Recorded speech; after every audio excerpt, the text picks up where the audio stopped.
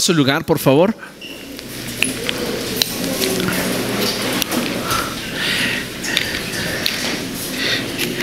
En la sesión pasada estuvimos hablando sobre un aspecto sumamente importante relacionado con la Biblia, y este aspecto que es determinante para el crecimiento de nuestro hombre espiritual, de nuestra vida cristiana, es aquello a lo cual llamamos doctrina. Y la doctrina no debería de ser otra cosa sino la expresión de la verdad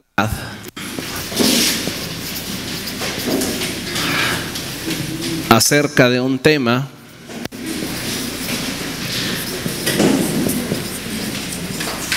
según la perspectiva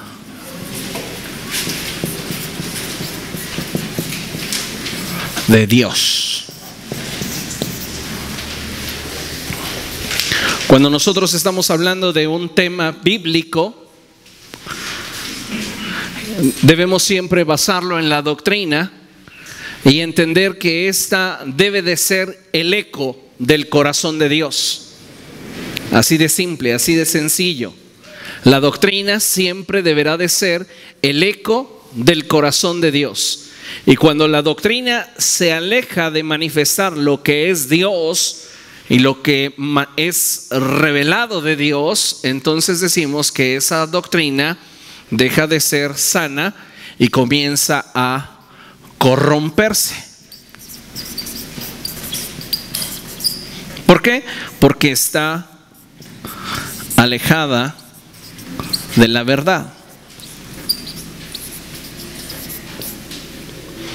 ¿Qué es lo que hace que una doctrina comience a corromperse? Bueno, son muchos factores. Recuerde que en la sesión pasada hablamos de que muchas personas interpretan la doctrina, interpretan la Biblia a la luz de sus tradiciones.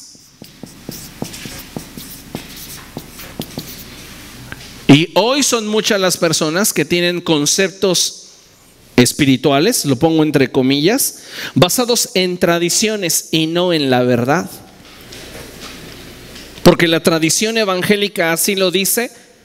¿Será suficiente como para decir que es verdad? No. Si la escritura no lo sostiene, entonces sustentar una doctrina en una tradición es corromper la verdad. Porque una doctrina no puede estar sustentada en una tradición.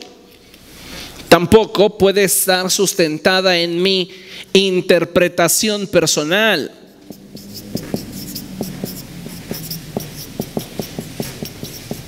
El apóstol Pedro dice que ninguna profecía de la Escritura ha surgido de la interpretación personal de nadie.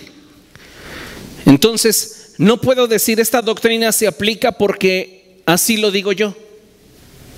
Ninguno de nosotros tiene la suficiente autoridad como para ponerse por encima de lo que está escrito. Nadie, no importa que se llame apóstol, profeta o como se quiera llamar en el sector de la cristiandad, nadie tiene autoridad por encima de la Biblia. Hay quienes van a interpretar la Biblia y la doctrina de la Biblia de acuerdo a la enseñanza que recibieron.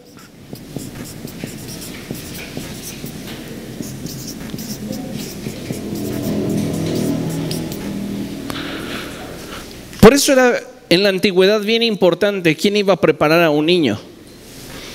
En este caso, los padres de Saulo se interesaron tanto en el desarrollo espiritual de su hijo que no buscaron a cualquier persona para que entrenara y capacitara a su hijo.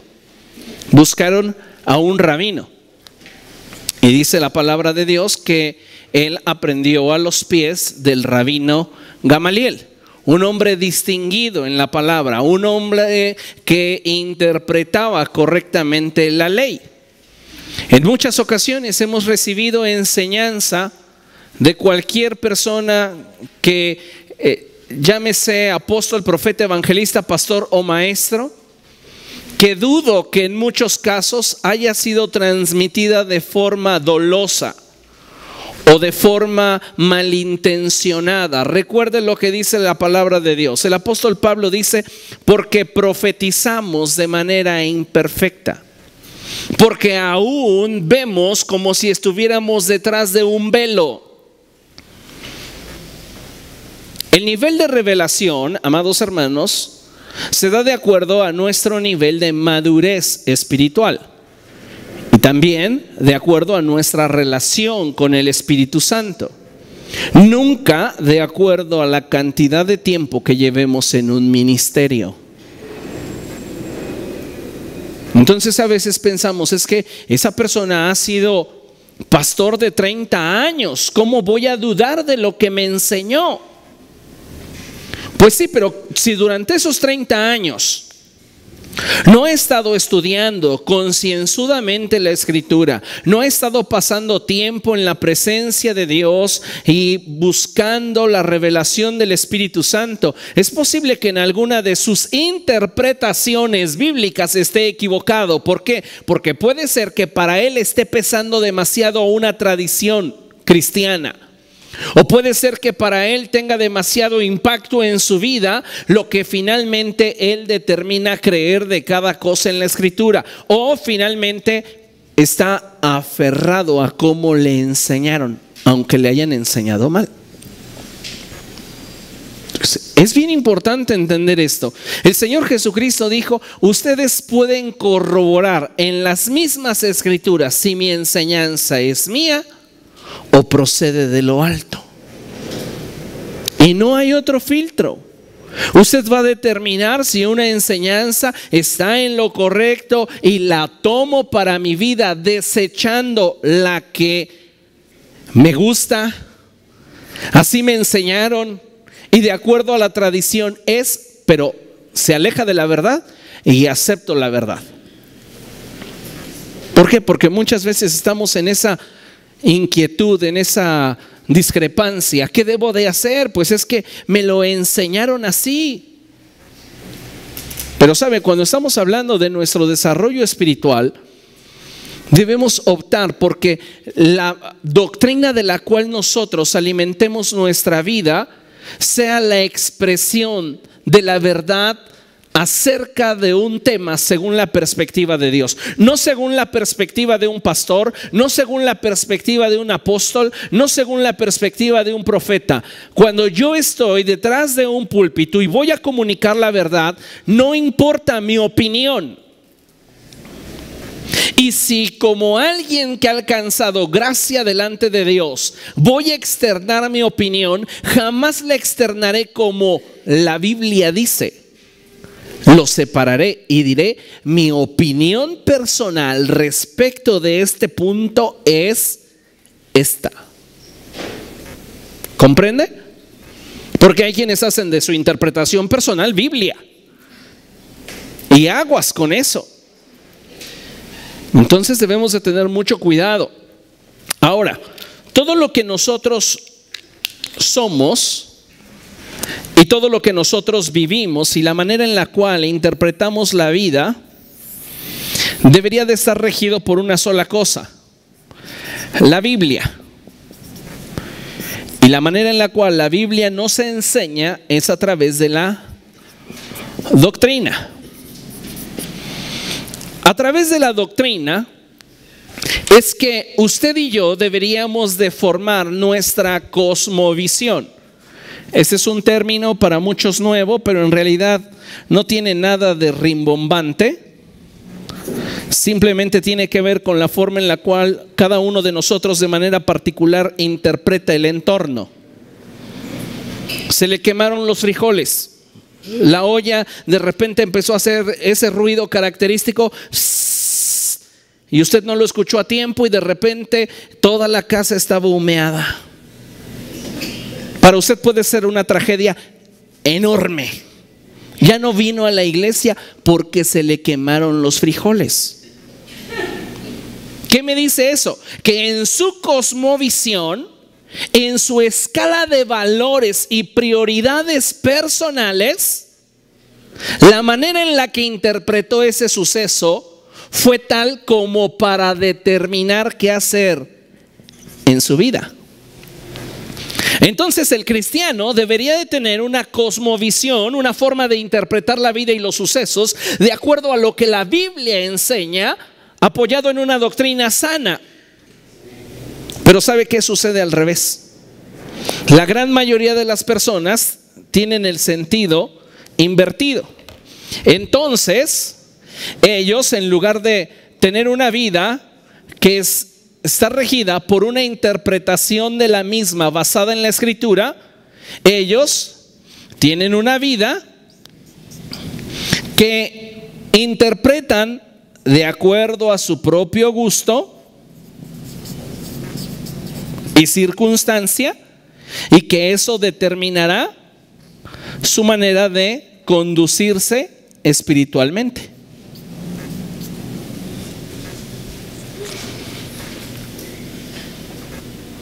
Por este motivo es que muchas veces como cristianos no estamos teniendo claridad en cuanto a lo que entendemos de parte de Dios.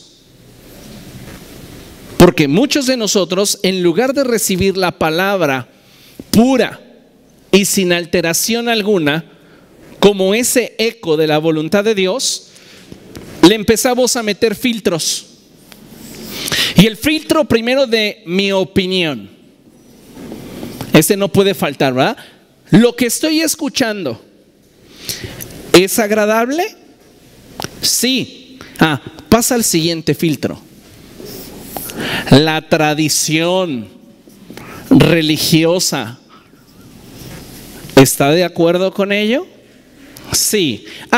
Pasa al siguiente filtro.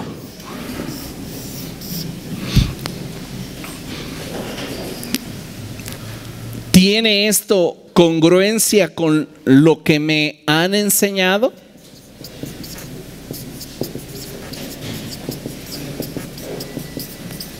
Sí. Bueno, entonces lo recibo. ¿Se da cuenta cómo es que muchas veces atravesamos o llevamos la verdad por un proceso que no debería atravesar? La verdad la deberíamos de recibir, asimilar y practicar. Punto. Mi opinión no es importante respecto de lo que Dios expresa. ¿O a quién de ustedes Dios le pidió opinión para determinar si adulterar era pecado o no?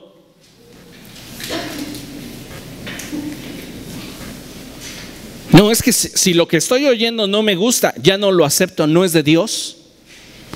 Y N cantidad de personas hoy se están yendo de las iglesias porque lo que escuchan no les gusta. Porque no va de acuerdo con su tradición religiosa o no está de acuerdo con lo que han escuchado. Y yo me pregunto, ¿qué han escuchado? Porque si hubieran escuchado la verdad, no tendrían problema en seguir asimilando la verdad. Cuando hablamos de que la fuente que predica no está predicando un mensaje adulterado. Si se predica un mensaje adulterado, las personas que han escuchado la verdad lo pueden identificar de inmediato. Si en esto ya no tiene que ver con el evangelio, esto ya no tiene que ver con la verdad, me están manipulando. ¿Comprendemos? El punto es que a veces llevamos por un proceso equivocado la verdad, cuando la verdad ha sido dada para que nosotros la recibamos, la asimilemos y la pongamos por obra. ¿Ok? Bien, vamos a avanzar, por favor. Y dice nuestra página número 6, comienza mostrándonos una cita. Vamos a Mateo capítulo 15.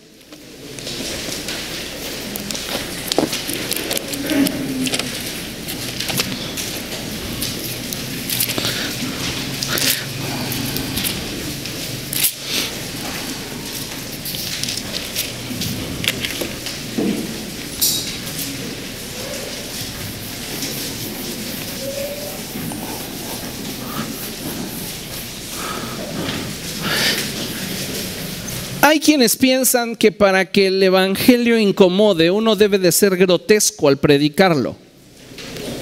Y están equivocados. uno tiene como comunicador tener que emplear criterio y ética para comunicar la verdad.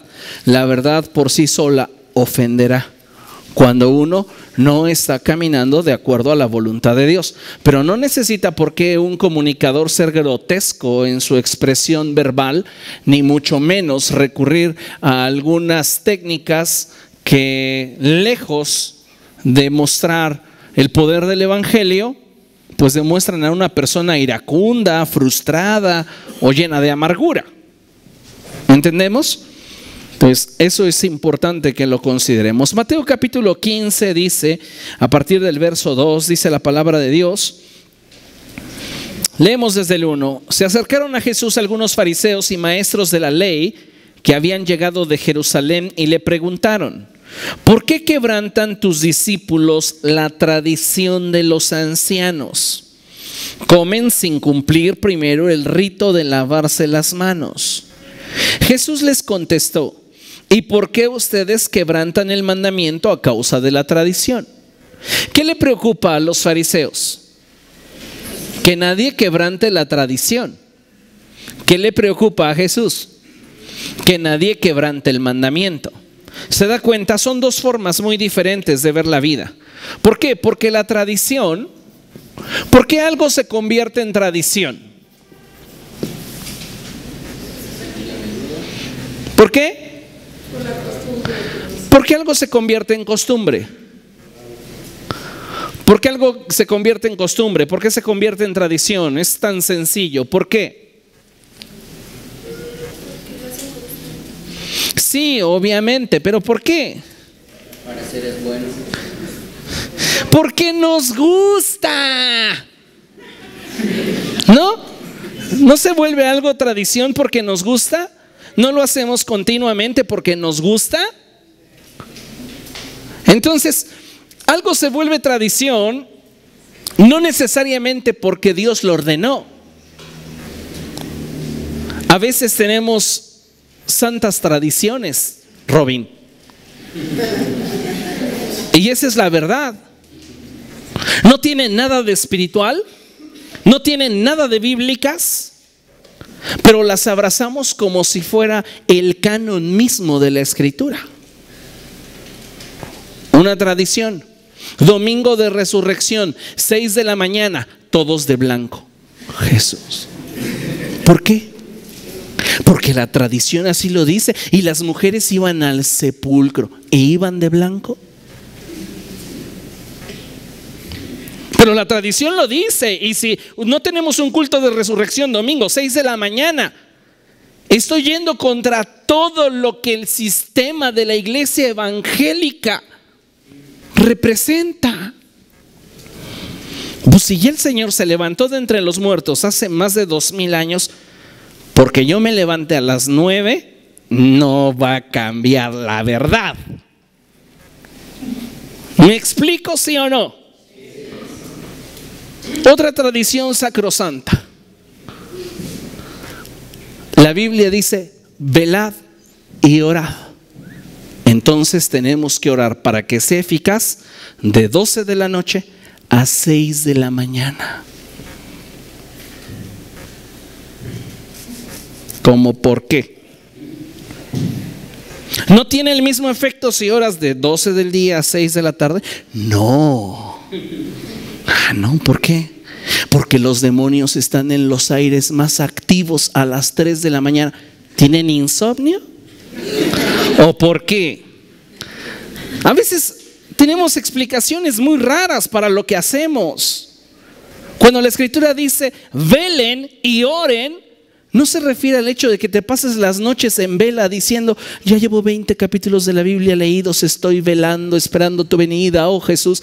No, te está diciendo: ponte alerta a que los días están cerca y cuida tu caminar. Pero hay quienes toman esto de manera equivocada y dicen: no, tiene que ser forzosamente en la madrugada, y si es a las 3:05, mejor, más eficaz, más poderoso. Sabe, no es más poderoso en el ambiente espiritual. Tal vez sea poderoso para usted porque nada lo distrae. Porque si lo hace en la tarde ya quiere ver el Facebook. Porque si lo hace en el horario de la mañana ya quiere ver el programa de juegos absurdos. ¿Verdad? Ay, vamos a ver cómo se le cae y se le revienta el globo. ¿Me explico? O sea, a las 3 de la mañana es bueno para usted porque no se distrae.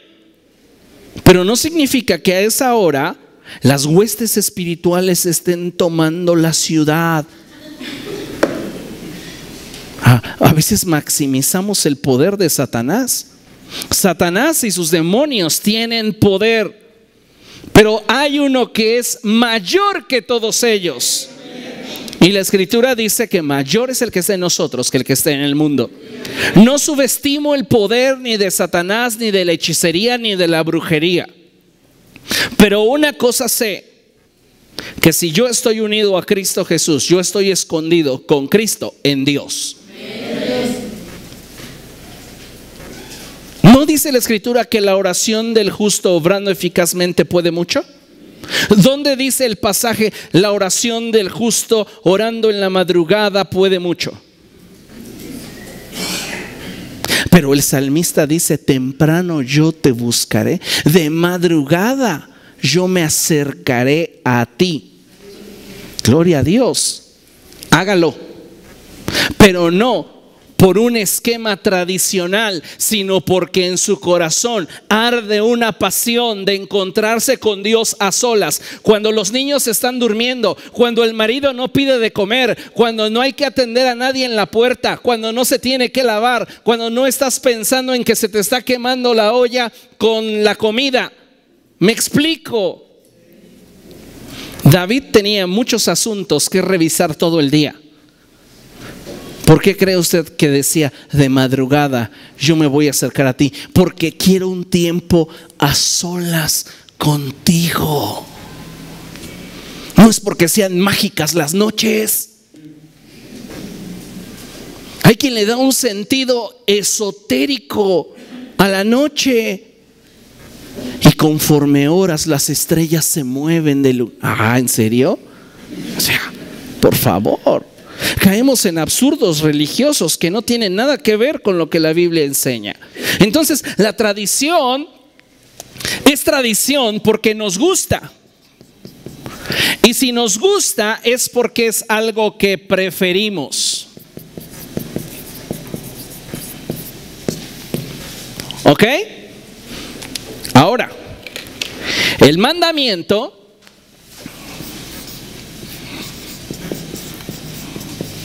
por el contrario, no tiene nada que ver con mis gustos, ni tiene nada que ver con lo que yo prefiera. El mandamiento tiene que ver con aquello que según Dios me conviene.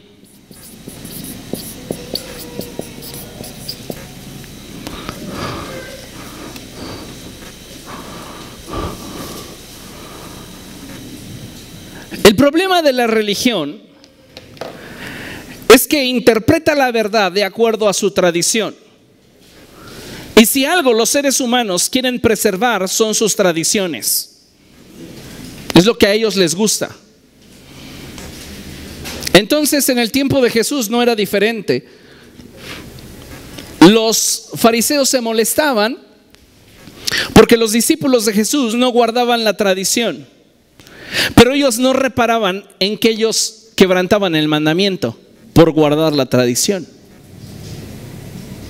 ¿Cómo le llamamos a ese intercambio de valores? Recuerda cuando el profeta Isaías dice: ay de aquellos que hacen de la luz tinieblas y de las tinieblas luz, que ponen lo dulce por amargo y lo amargo por dulce, que hacen de lo bueno malo y de lo malo algo bueno. Tiempos de cambios equivocados, tiempos de cambios donde los conceptos están alterados en cuanto a la esencia de lo que Dios quiere. Cuando nosotros por causa de la tradición, elevamos nuestras preferencias personales a nivel de mandamiento, nos convertimos en personas legalistas. ¿A cuántos de ustedes les gusta orar por la noche, en la madrugada? Ahora resulta que a nadie, ¿no? A varios. ¿Por qué? Porque les agrada. El problema surgiría que ustedes descalificaran la vida espiritual de los demás que no lo hacen. Entonces ustedes están siendo legalistas. ¿Por qué? Porque juzgan la vida de los demás en base a lo que ustedes sí hacen. ¿Me explico? Ahora, ¿qué pasaría? ¿A cuántos de ustedes honestamente no les gusta orar? Ay, sacrosanto. A todos, ¿eh? Yo sé que a algunos de ustedes no les gusta orar. Y la Escritura establece como mandamiento que debemos de orar sin cesar. ¿Estamos? Entonces, como a mí no me gusta orar, yo voy a llevar el mandamiento a nivel de mi preferencia personal. Yo no oro, pero pídanme lo que quieran. Voy a darles de comer a los pobres si quieren, pero no me pidas que ore. No me gusta. El mandamiento te lo llevas a nivel de preferencia personal. ¿Sabes qué eres? Un libertino.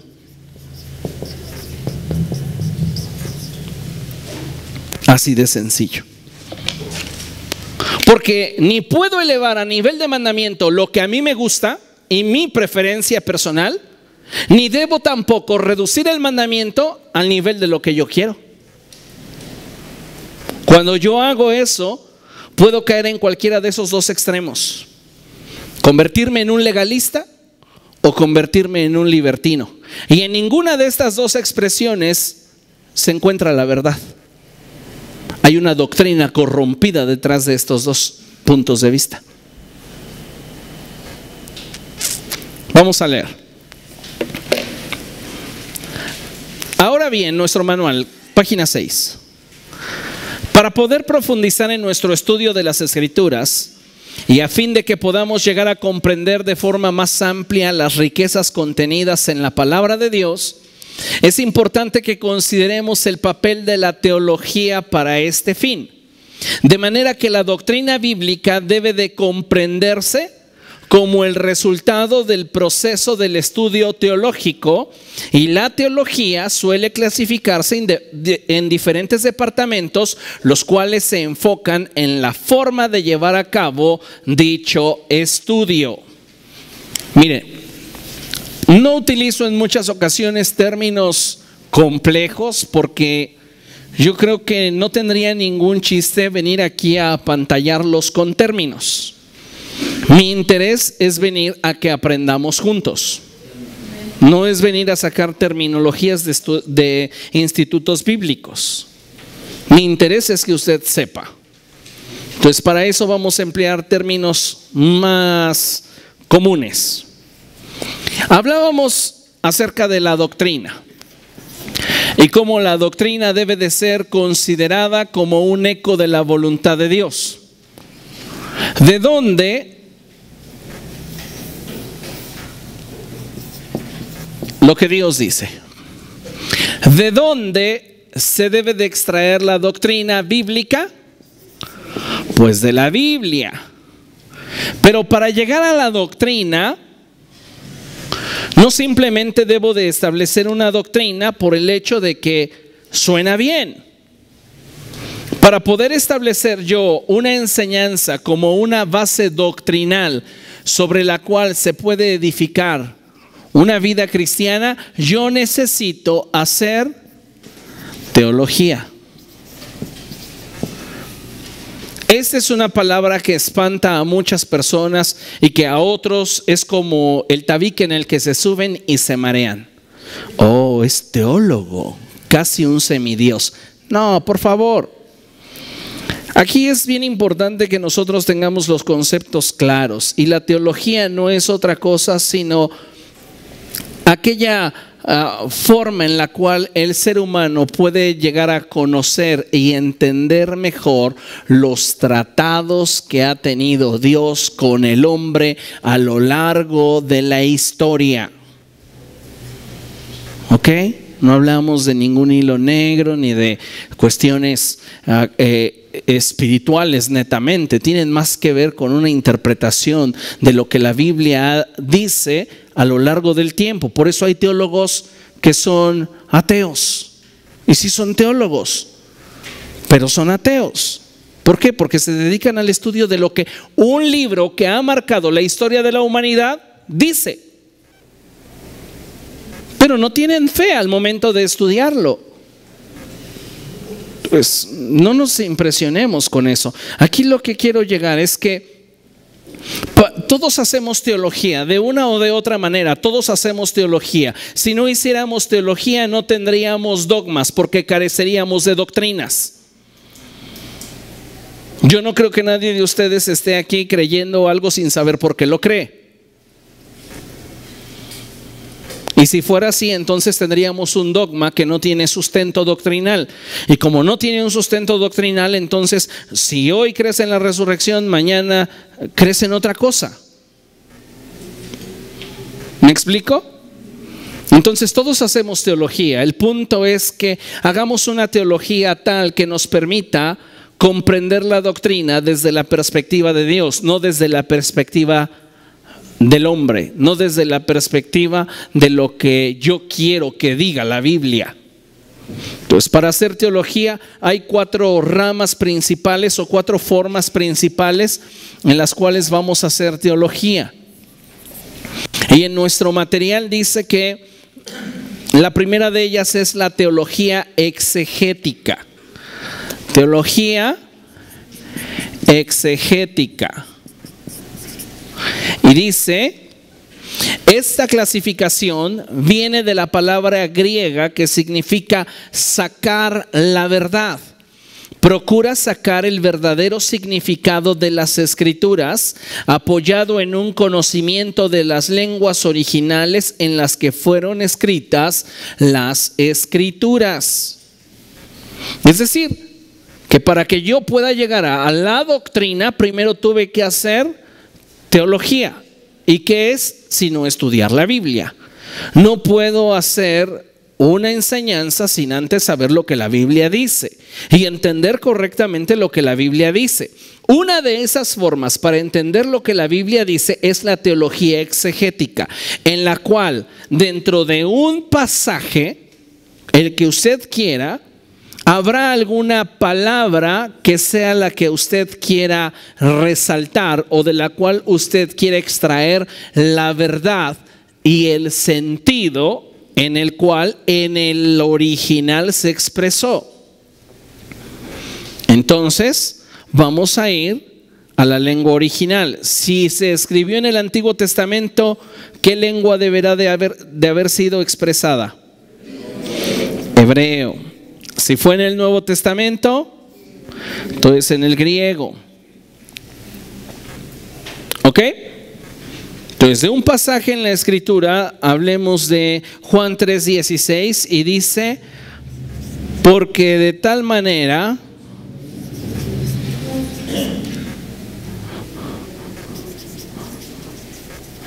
y pongo aquí, amó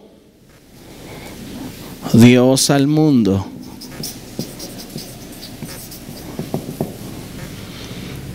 Para yo poder hacer una doctrina respecto del amor de Dios mostrado en la justificación de los hombres o en la salvación de la humanidad, yo debo de investigar cuál es la palabra empleada en Juan 3:16 en esa expresión de amor que implica el texto.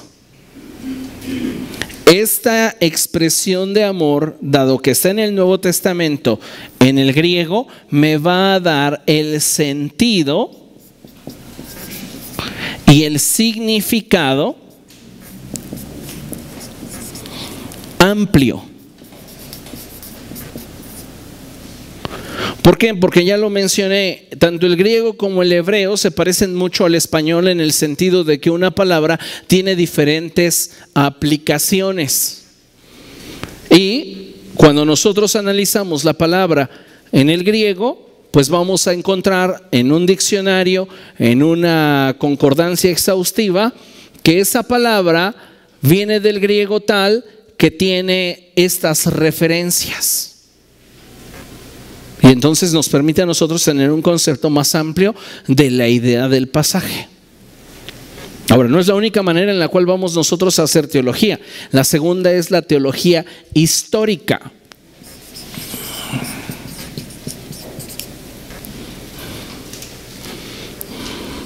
Histórica, no histérica. Histérica se ponen algunas personas cuando no les cuadra su enseñanza.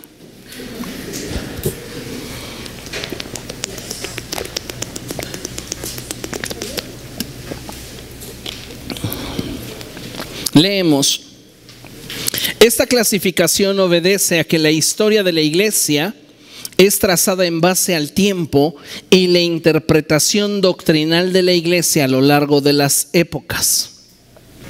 Si algo se ha buscado y si esta definitivamente ha sido la meta del Espíritu Santo, es que la enseñanza que recibieron los profetas y los apóstoles se mantenga preservada sin rasgo de error hasta el día de hoy. El punto aquí es que no todas las corrientes religiosas tienen esa verdad. ¿Por qué?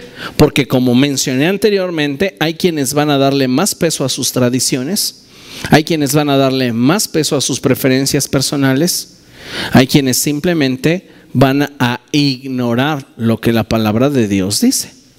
Así de simple, ¿no? Dicen por ahí que en el país de los ciegos, el tuerto es rey. Y hay personas que se lanzan a proclamarse maestros bajo la simple premisa de, pues tú sabes un poquito más. Pero no es saber un poquito más, es dominar lo que vas a comunicar, lo que quieres transmitir. ¿Por qué? Porque nosotros estamos siendo, al comunicar la palabra de Dios, siendo responsables de la forma en la que lo estamos comunicando y el contenido que estamos transmitiendo. Y eso es lo que a veces no tenemos en cuenta. El Señor Jesucristo nos advierte acerca de esa responsabilidad. Él dice lo siguiente, Él expresa cosas como estas: aquel que enseñe a un hombre a guardar estos mandamientos será considerado grande en el reino de los cielos. Pero quien enseña a otro a quebrantar uno de estos mandamientos, por pequeño que sea, será considerado como alguien insignificante en el reino de los cielos. Entonces, hay una responsabilidad inherente para aquellos que están comunicando la verdad espiritual. ¿Por qué? Porque sobre de ella vidas se están fundamentando, vidas se están edificando. Y si yo no estoy comunicando una enseñanza correcta, hay personas que se lo están creyendo. Y venimos de dogmas equivocados o erróneos. Yo les comentaba ayer a Josué e Isaac que veníamos en la carretera, que hay personas que piensan, sus dogmas están tan errados, que piensan que el apresto del evangelio en los pies es tirar la Biblia y pisarla. Así les enseñaron. Hay personas que no salen de su casa sin antes de dar un paso fuera de su cama, dicen, y poniéndose toda la armadura, el yelmo del evangelio, la armadura, el cinturón, y se van tocando todo el cuerpo y dicen, ahora sí estoy armado, me voy a bañar. Jesucristo, ya para qué te la quitas, ¿no? Partimos de conceptos erróneos, equivocados. Con la espada del Espíritu vamos a matar al diablo. Hay creyentes que no entienden que no tenemos autoridad absoluta sobre todos los demonios. Hay creyentes que piensan que, apoyados en el pasaje aquí, yo os doy potestad de hollar sobre serpientes y escorpiones y sobre toda fuerza del enemigo, y nada os dañará, pueden hacer al diablo como se les pegue la gana. Y ellos dicen, te mando al mismo infierno y arde en la sangre de Jesús. En serio, créame, hay personas que están manejando su teología en esa dirección y tú dices, o sea, espérame. Si el arcángel Miguel no se atrevió a emitir un juicio en contra de Lucero, ¿quién eres tú para enviarlo al mismo infierno y decirle ahora que sufra ardiendo en las llamas de la sangre de Jesús?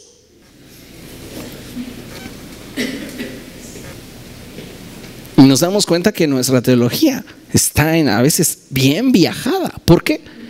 Porque no hemos leído la Biblia. Porque se oye bien, ¿no?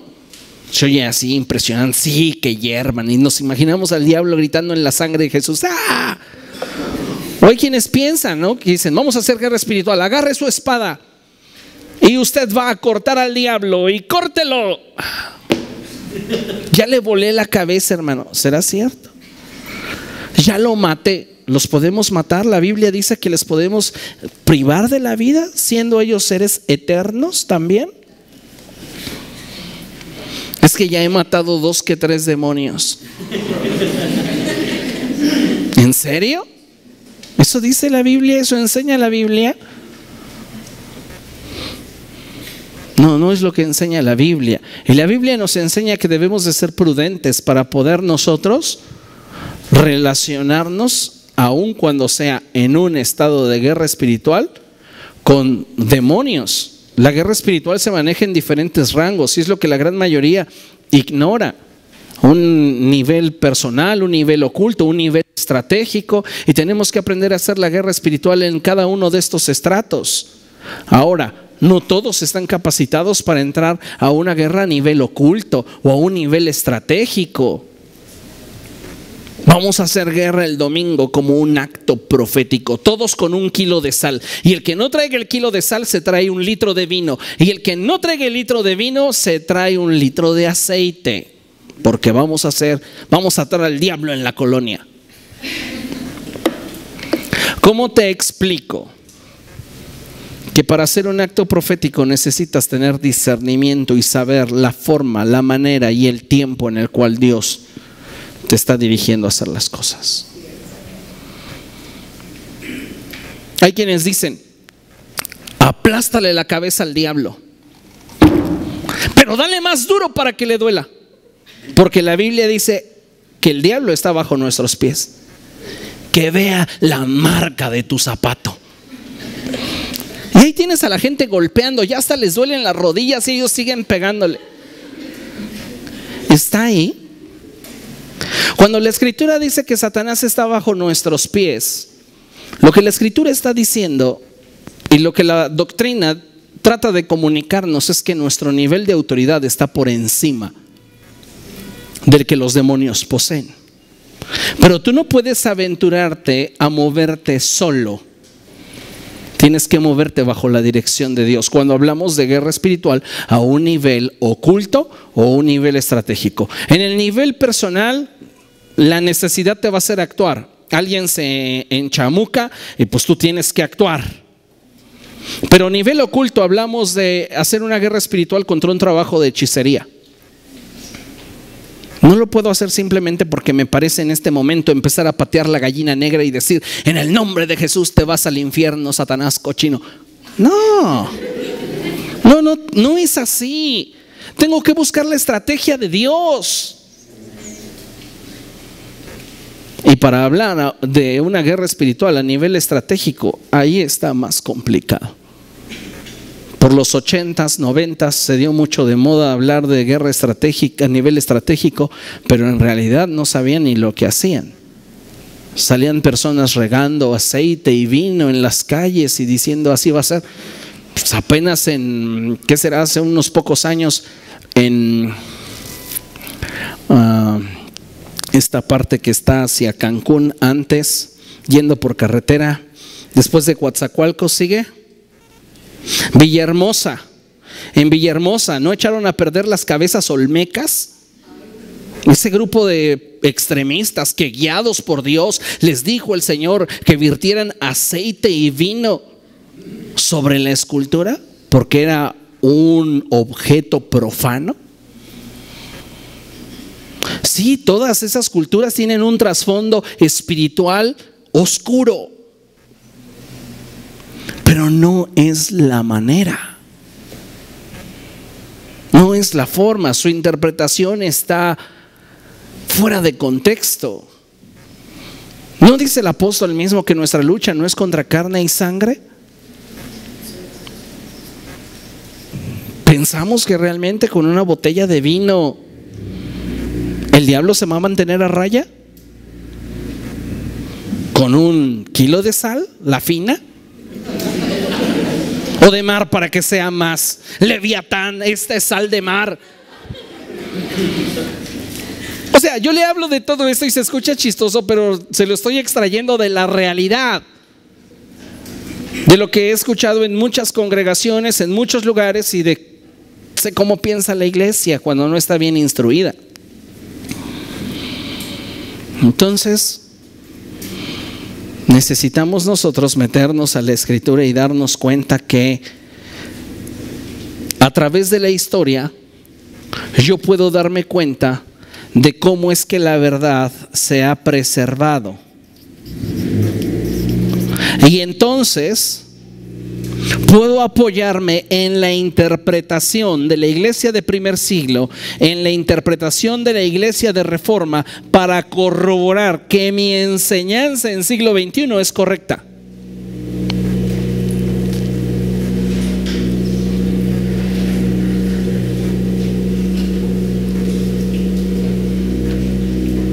El punto es que muchas veces no queremos tomar referencias de el pasado, porque pensamos que solo hoy tenemos luz. Hoy tenemos un mayor nivel de revelación, gracias a Dios.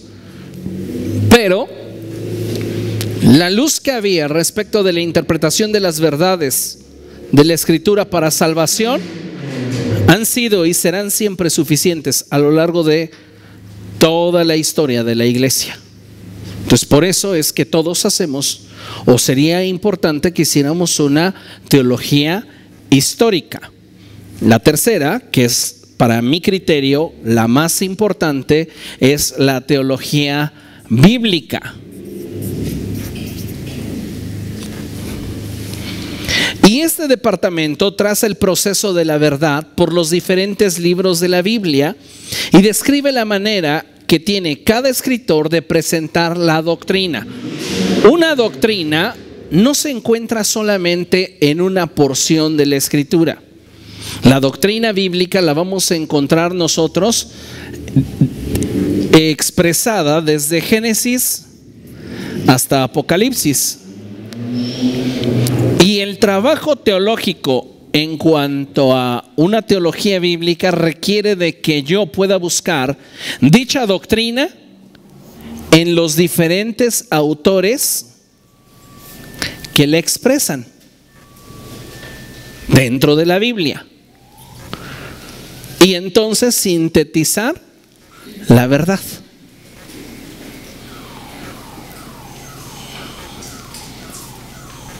Un ejemplo.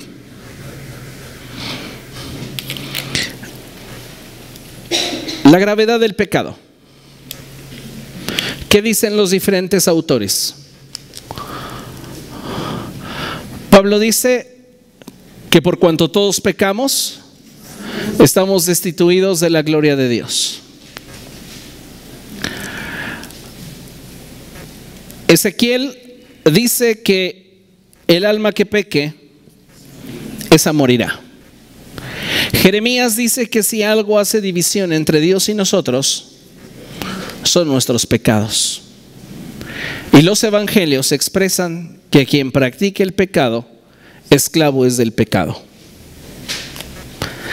A la luz de estas cuatro diferentes fuentes, yo analizo la enseñanza. Y entonces, en base a la perspectiva de cada autor, determino la fortaleza de lo que estoy comprendiendo o la debilidad de lo que he comprendido. Si yo salgo con la idea fantástica de que sojuzgar a la tierra y sojuzgar a los animales y sojuzgar toda la creación implica que Adán vuele por los aires y respire bajo el agua, tengo que comprobarlo con toda la Biblia. Y no encontraría yo otro lugar donde lo sustente. Entonces mi teoría o mi doctrina está mal. El problema que yo encuentro para hacer teología bíblica es que no todos los cristianos han leído toda la Biblia. La gran mayoría han leído una porción de Salmos, tal vez alguna parte de los Evangelios y quizá Génesis del 1 al 6, porque después ya empieza a ser algo pesada la lectura. Entonces no podemos hacer teología de eso. Necesitamos nosotros incrementar nuestro conocimiento de las Escrituras si lo que en realidad nosotros queremos es poder trascender y entender mejor la palabra de Dios. ¿Ok?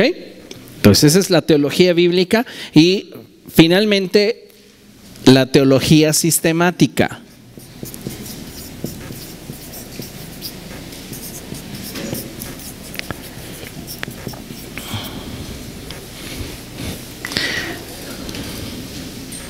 Y esto no es otra cosa sino que todo lo que he encontrado yo lo ordene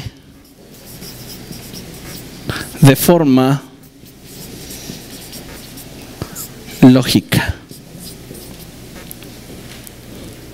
Un ejemplo, la doctrina de Jesús. ¿Con qué debo de comenzar? Primero, pues tengo que buscar la exégesis acerca de Cristo. ¿Quién es Jesús? Y todo lo que la Biblia dice acerca de Jesús. Históricamente, ¿cómo ha sido considerado Jesús dentro del sector de la iglesia? Porque si yo me estoy auxiliando en la opinión de los musulmanes, ya no tiene sentido. Es como si quisiera resolver un problema de cálculo y voy al taller de cocina y les digo, oiga, ¿podrían ayudarme con esto? Pues como que ya no tiene mucho que ver, ¿no? Sus creencias y sus conceptos son completamente diferentes. Una vez que yo haya estudiado acerca de los conceptos y la concepción de la iglesia a lo largo de la historia respecto de Cristo, voy entonces a buscar todos aquellos pasajes que apunten acerca de Jesús a lo largo de toda la Escritura, para finalmente yo hacer una teología sistemática donde voy a ordenar todo lo que he encontrado de forma lógica. Entonces, si yo quiero enseñarles acerca de la doctrina de Cristo, lo primero que tengo que enseñar, de las primeras cosas que debo de tocar de cajón, es la preexistencia de Cristo. Y para hablar de la preexistencia de Cristo me tengo que referir al hecho de que antes de que Él fuera establecido en el vientre de la Virgen María, Él ya existía. Y existía en la forma de Dios. ¿Cuál? El Verbo. Y a partir de ahí, después de la preexistencia de Cristo, puedo hablar de la manifestación de Cristo en el Antiguo Testamento. Puedo hablar del ministerio de Cristo en el Antiguo Testamento. Todas estas son formas de concebir la figura de Jesús. Jesús no existe literalmente en el Antiguo Testamento, porque Él existe hasta que nace de la Virgen María. Pero hay una preexistencia de Cristo. Hay interpretaciones de la Escritura como ese pasaje en Josué, cuando el ángel del ejército del Señor se presenta ante él y le dice: Josué, ¿tú eres de los nuestros o eres de los otros? Y entonces el ángel del Señor le dice: ni soy de los tuyos, ni soy de los otros. Es más, quítate el zapato que traes, porque yo soy el comandante del ejército de Dios. ¿quién está hablando con él? El mismo Señor Jesús. Pero no es el Señor Jesús. ¿Por qué? Porque el Señor Jesús aún no nace. Es una manifestación espiritual antes de su concepción virginal.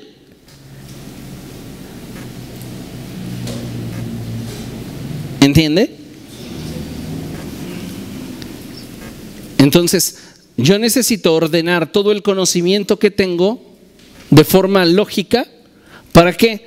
Para que en base a esto yo pueda generar una doctrina que no tenga errores. No es tan simple como, ay, me brincó esta idea.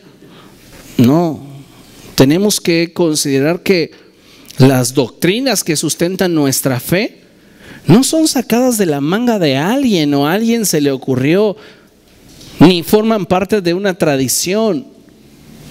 Son enseñanzas que se han preservado a lo largo de los años y que han sido corroboradas por el único filtro que debemos de tener para la verdad: la Biblia. ¿Ok? Entonces vamos hacia adelante.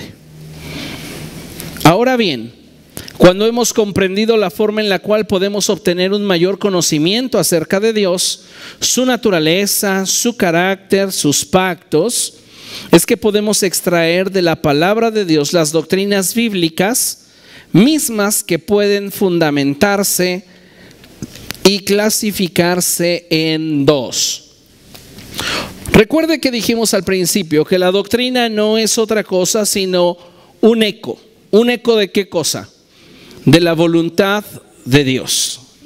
Lo que Dios declaró como verdad en la eternidad, a través de las Escrituras nosotros lo podemos volver a escuchar cuando nosotros tenemos la doctrina correcta. Ahora, la doctrina se va a clasificar en dos principales categorías: doctrinas mayores y doctrinas menores, ambas reguladas por la misma Escritura. ¿Por qué una es mayor y por qué otra es menor? La respuesta es muy sencilla. Miren, leamos. Una doctrina mayor es la que tiene un impacto significativo en nuestro pensamiento sobre otras doctrinas, o que ejerce un impacto significativo en la manera en que vivimos la vida cristiana. Una doctrina menor es la que tiene poco impacto en cómo pensamos de otras doctrinas, o muy poco impacto en cómo vivimos la vida cristiana. Entonces, una doctrina es mayor en razón de qué tanto ésta puede afectar mi forma de pensamiento y la manera en la cual interpreto otras doctrinas. Y una doctrina será considerada menor cuando podemos tener diferencias en cuanto al pensamiento y esta no va a afectar las demás doctrinas.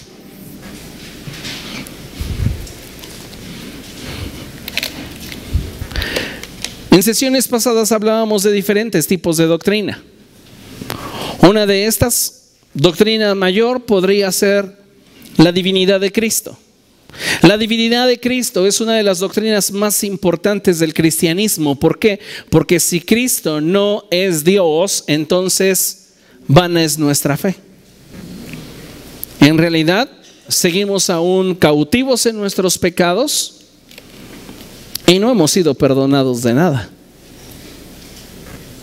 Porque el único que puede quitar y limpiar nuestros pecados es Dios. Entonces esa es una doctrina fundamental y una doctrina mayor. Si yo dejo de pensar que Jesús es el Hijo de Dios, entonces se van a caer otras doctrinas, como la doctrina de la salvación, como la doctrina de la resurrección. como la doctrina de la santidad. Doctrinas que van a ser alteradas porque este pensamiento fue impactado. Si yo tengo la doctrina correcta, entonces mi pensamiento va a afirmarse en la verdad, y doctrinas como la salvación, la resurrección, la santidad, entre otras, tomarán para mí un significado diferente. Una doctrina que podría ser considerada menor podría ser esa doctrina de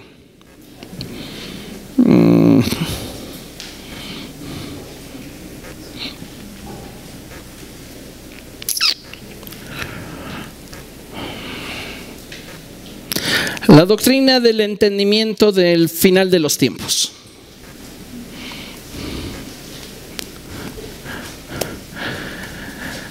¿Por qué es menor?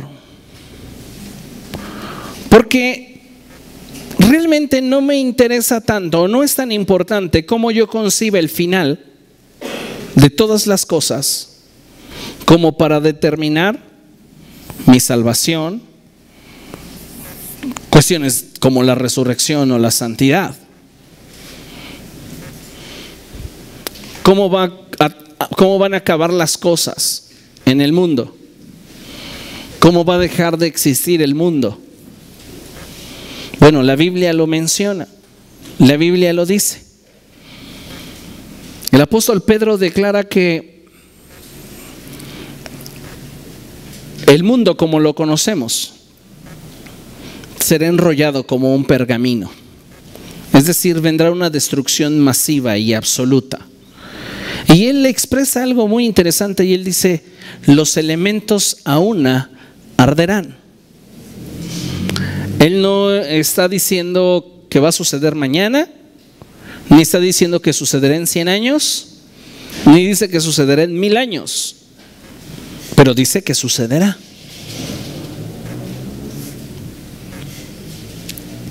Y hay algunos estudios científicos que corroboran el hecho de que al paso del tiempo nuestra galaxia está muy pegada a otra y sus campos magnéticos pudieran atraerse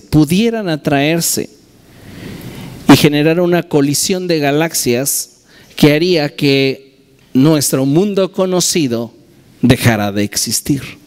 Porque en la fricción de galaxias todo dejaría de ser tal y como lo conocemos. Entonces, si así sucediera, que puede ser que yo estoy interpretando mal a Pedro, porque aún nos falte revelación. O sea, aún no tenemos toda la verdad de toda la Escritura. Lo siento, pero no. Hay cosas que podemos tratar de interpretar, pero hay cosas que aún el Espíritu Santo no ha revelado. Como aquellas palabras que oyó Juan y que cuando estaba a punto de escribir, el que le mostraba le dijo: no lo escribes, será guardado para el día final. ¿Qué le dijo? ¿Qué oyó? No lo sabemos, pero cuando sea revelado diríamos: ahí estaba en la Escritura, ahí estaba y no lo vimos. ¿Por qué? Porque hay un velo sobre esa y sobre muchas otras cosas. Pero lo esencial, y dice la Escritura, lo esencial que debemos de saber para entender que Jesús es el Hijo de Dios y el Salvador de la humanidad, está revelado. ¿Ok? Entonces, la doctrina va a clasificarse tanto en una doctrina mayor o una doctrina menor de acuerdo al impacto que ésta tenga en nuestra vida. Hablemos de algún ejemplo. Alguien que quiera mencionar algún tipo de doctrina y decimos si es mayor o es menor. El bautismo en el Espíritu Santo, ¿es una doctrina mayor o es una doctrina menor? Yo la consideraría una doctrina mayor, pero hay sectores de la cristiandad que la considerarían una doctrina menor. ¿Por qué? Porque según algunos sectores de la cristiandad, el mover del Espíritu Santo no es activo en este momento. El mover del Espíritu Santo solo encendió la llama en Pentecostés, se murieron aquellos y se acabó.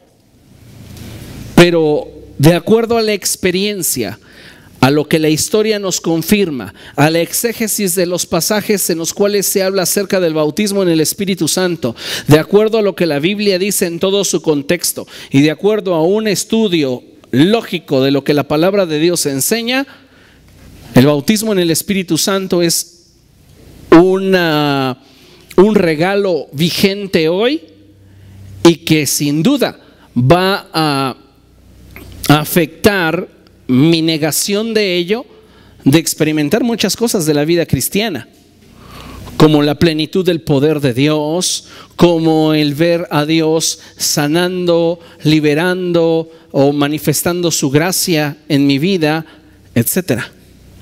Para mí, el bautismo en el Espíritu Santo es una doctrina mayor. ¿Alguna otra doctrina que pudieran mencionar? La doctrina del hombre. Cuando hablamos del hombre podríamos hablar de diferentes cualidades, pero yo pienso que la cualidad que más nos impactaría ahí tendría que ser la cualidad de la eternidad del hombre. Es una doctrina mayor. ¿Por qué?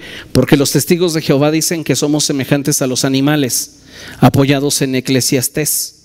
Pero lo que está diciendo Salomón cuando escribe Eclesiastés, refiriéndose a que el destino de unos y de los otros es el mismo, se está refiriendo a la naturaleza que perece, la que se corrompe. Pues sí, tanto ricos como pobres o el perro van al hoyo, es lo que está diciendo. Pero no significa que ahí termina la existencia del hombre. ¿Por qué? Porque no solo somos materia, somos también espíritu, y espíritu creado a imagen de Dios. No somos creados a imagen de Dios en cuanto a la materia. Ojo, Dios no tiene 5 dedos en cada mano. Dios no tiene 2 ojos en su rostro. No tiene una boca. Todo ese lenguaje es figurado para que nosotros podamos tener una comprensión un poco acercada, un poco cercana a lo que Dios nos quiere mostrar de Él. En Apocalipsis dice que Dios es un ser lleno de ojos. Y cuando alguien lo leyó, cuando yo daba clases, se acercó a mí esa persona y me dijo: si Dios está lleno de ojos, está horrible. También es metafórico. A lo que se refiere es que es el único ser que es omnisciente, que todo lo ve. Pero lo representa en Apocalipsis como aquel que está lleno de ojos. ¿Para qué? Para reflejar algo, su omnisciencia. ¿Ok? La vigencia de los profetas y de los pactos. Ok, ¿hasta dónde es vigente la ley? ¿Y hasta dónde es vigente la ley y los profetas? No, los profetas. Hay personas que no, que creen que este tiempo no es de lo expliqué todo eso en la clase 1. Sí, consíguete ese CD porque sí está muy bueno. Y hablo no solo de profetas, apóstoles. Sí, profetas y apóstoles y su vigencia hoy y por qué. Y cómo tú tienes que aprender a juzgar al apóstol y al profeta del siglo XXI en comparación al de los tiempos bíblicos. El problema de la iglesia hoy es que no sabe eso y por eso cae en extremos nada saludables. La doctrina de los ángeles considero que es una doctrina sí importante, pero vamos, el eje de nuestra vida es Cristo. Y darle mucha importancia a los ángeles, Pablo mismo dice: algunos de ustedes ya se extraviaron porque ya están entrando en discusiones genealógicas y de ángeles y de cuestiones que ni alcanzan a comprender. Entonces yo entendería que la doctrina de los ángeles, y a mi punto de vista personal, es menor. Basta con tener un concepto básico de ellos para saber cuál es su naturaleza, cuál es su función, cuál es su operación, hablando de la iglesia, y tan. Meternos a cuestiones más de angeleología me parecería para mí extremo, como que, pues si no dominas bien la doctrina de Cristo, ¿para qué te pones a estudiar a los ángeles? Pues en mi opinión yo lo pondría como una doctrina menor, porque pues finalmente si yo tengo claro quién es quien me ha redimido, pues los ángeles no tienen más. Y así podríamos mencionar muchas doctrinas más que en algunos casos estas serán mayores y otras serán menores. Tiene que ver con el impacto que producen en tu vida y en la forma en la cual interpretas las demás doctrinas. ¿Estamos de acuerdo? Ahí concluimos, ¿ok? Vamos a orar y dar gracias a Dios. Hoy fue nuestra última clase del año, ¿sí?